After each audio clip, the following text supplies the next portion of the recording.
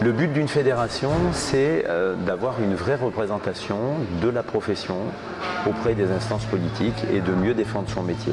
On a fait beaucoup de concertations aujourd'hui dans différentes villes en France, dans différentes fêtes, et la quasi-totalité des forains qui ont été présents, majoritairement, veulent la création de cette fédération. Le but d'une fédération, c'est de regrouper tous les professionnels pour organiser la défense et la promotion du métier.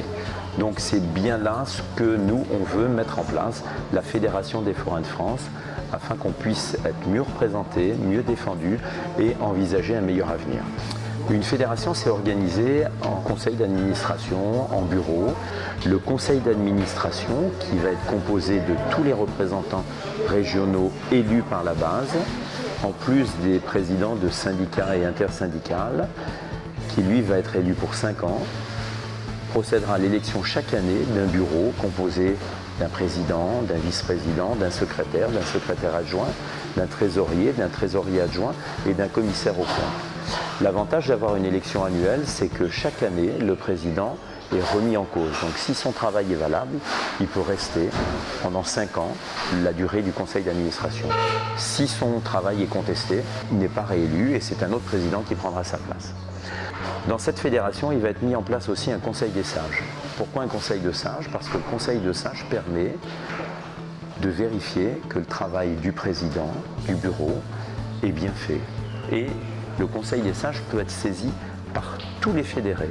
C'est-à-dire que n'importe quel forain qui trouve qu'il y a un dysfonctionnement dans la fédération peut saisir le conseil des sages et sanctionner le travail du président ou du trésorier ou du secrétaire. Le conseil des sages se réunira de façon extraordinaire à l'initiative ou à la demande d'un forain fédéré qui trouve qu'il y a un problème pour résoudre ce problème-là. L'avantage d'une fédération, c'est d'apporter un nombre de représentants suffisamment important et aussi démocratiquement élus face aux demandes de l'État qui pourrait avoir envie de légiférer ou dans une mairie quand il y a un problème, le bureau, la fédération pourra intervenir pour résoudre ce problème avant que tout ça s'amplifie.